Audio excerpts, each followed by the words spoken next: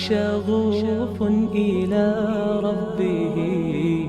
اے بنی اسرائیل، یاد کرو میری وہ نعمت جو میں نے تمہارے اوپر انعام کی، اور میرا عہد تم پورا کرو، تمہارا عہد میں پورا کروں، اور صرف مجھ سے ہی ڈرو۔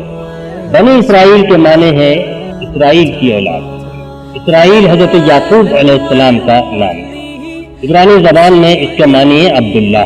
ایل اللہ کے لیے ہے اور اسر کے معنی بندے کی، اللہ کا بندہ۔ یعقوب علیہ السلام اللہ کے بندے تھے، اللہ کی بندگی کے دعوت دینے والے تھے، اللہ کی بندگی پر عامل تھے۔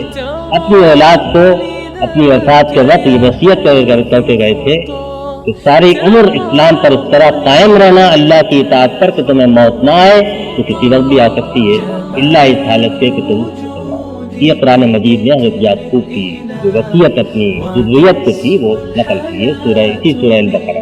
تو گویا اس نام سے خطاب کرنے میں کہ اللہ کے بندے کی اولاد، اس قرآن مجید کے اس اسلوب میں یہ حسن اور جمال پوشیدہ ہے کہ جو اللہ کی، جس کا لقب ہی اللہ کا بندہ تھا، جو اس کی اولاد ہو، اس کو تو پھر اللہ کی بندگی کا لاج رکھنا چاہیے اور اس کے اوپر عمل کرنا چاہیے۔